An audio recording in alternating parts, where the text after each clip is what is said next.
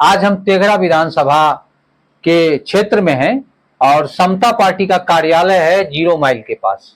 मैं हूं और मेरे सामने जो बैठे हैं वो जिला अध्यक्ष हैं समता पार्टी के, और इनको तो सबसे पहले मैं बधाई देता हूं इस बात के लिए कि आज इनका जन्मदिन है।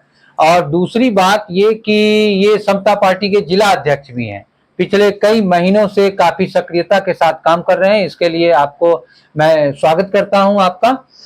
और दूसरी बात ये, इनका नाम अविनाश भारती है, ये युवा है। आप देखने से ही लगता होगा कि स्क्रीन पर कि ये युवा है, और राजनीति में इनका जो कदम है यह कह लीजिए कि पहला कदम है। लेकिन सामाजिक रूप से ये बचपन से ही ये समाज में बढ़ चढ़ के हिस्सा लेते रहे हैं। इनका घर राष्ट्रकवि दिनकर के गांव सिमरिया है, सिमरिया की जन्मभूमि से हैं।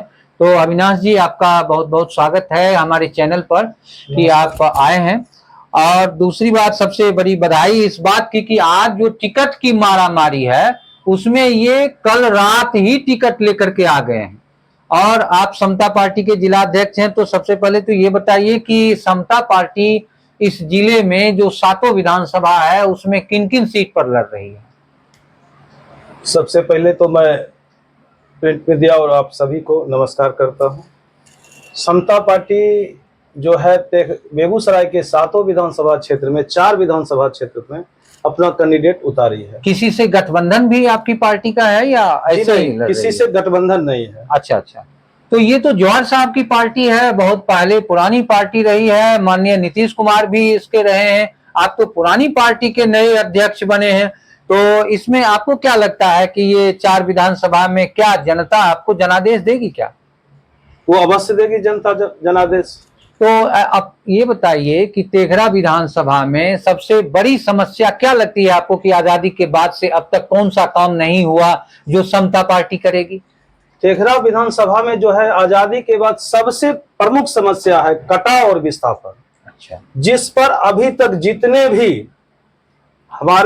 जितने भी मानने आए वो कोई भी पार्टी इस पर कोई कदम नहीं उठा सकी। और समता पार्टी ये विश्वास जगाती है कि इसी कदम को हमको सबसे प्रथम कटाव और विस्थापन पर ही विचार करना और इसी को रोकना भी है।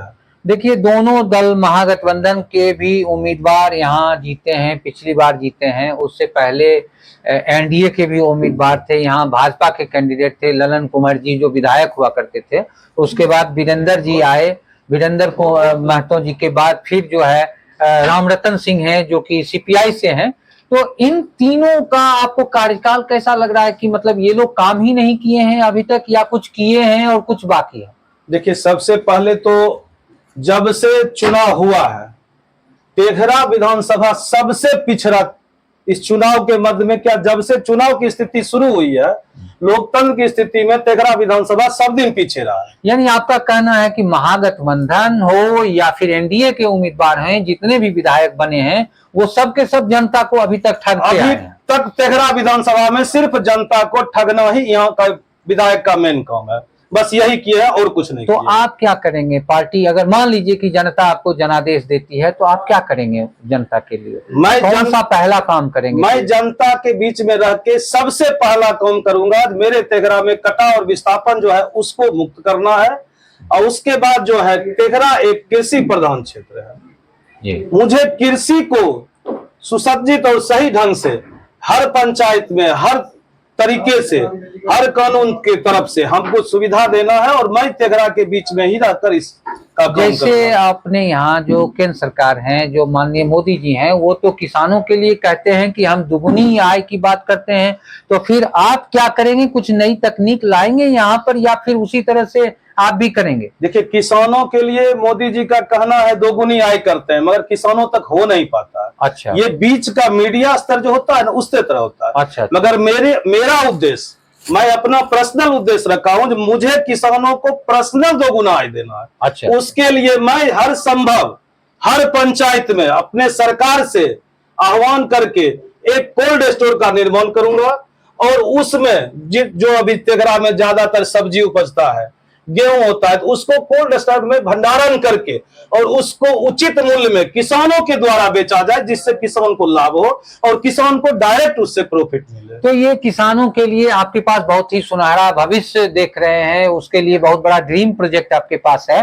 और जो यहाँ के बेरोजगार हैं और जो भी युवा हैं जो यहाँ से पलायन रोज कर रहे हैं, रोज बरौनी जंक्शन से 10 गाड़ियां जाती हैं विभिन्न राज्यों में, वो मजदूरी करने के लिए जाते हैं, उसके लिए आप कुछ प्लान आपका है क्या कि बेरोजगारों को यहाँ कुछ रोजगार मुहैया करा सकें? देखिए, तेघरा विधानसभा जो है ना, एक औद्योगिक विधानसभा है।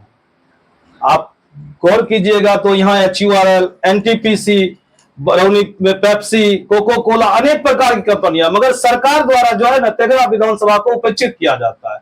मैं सरकार से यह घोषणा करूंगा और सरकार के साथ लड़ूंगा कि तेघरा विधानसभा के क्षेत्रवासियों को 70% आरक्षण दिया जाए, जो तेघरा विधानसभा में उद्योग क्षेत्र में है वहीं पे काम करे, और जिससे हमारा तेघरा विधानसभा का जनता जो है वो पलायन की ओर में नहीं जाएगी। इतना सारा सुख सुविधा रहने के बाद हमारी जनता अगर पलायन होती है तो इसका सिर्फ कमजोर जनता, कमजोर नेता लोग हैं, यहाँ के विधायक हैं जो इस प्रकार से कानून नहीं लाए। जो जिस घर में, अगर आपके घर में सब चीज मिलता है तो बेटा को सबसे पहले घर का खाना अगर दिया जाता है तो बेटा को, उसी प्रकार तेघरा में सारा औद्योगिक क्षेत्र रहते हुए अगर सबसे पहले प्राथमिकता दिया जाए तो वो तेघरा विधानसभा क्षेत्रवासियों को दिया जाए, उसके बाद ही किसी और को। चलिए, बहुत बहुत धन्यवाद। आपने अभी सुना अविनाश भारती को, जो तेघरा विधानसभा से युवा उम्मीदवार हैं। हम तो समझते हैं कि सबसे कम उम्र के उम्मीदवार अगर होंगे तो ये होंगे। इसके बाद अब तो आने वाला समय ही बताएगा कि ये समता पार्टी से कितना समाज का हित कर सकते हैं और तेघरा की जनता को कितना सुख सुविधा प्रदान कर सकते हैं। आप लोग बने रहिए न्यूज़ विस्टा फॉर यू के साथ। धन्यवाद।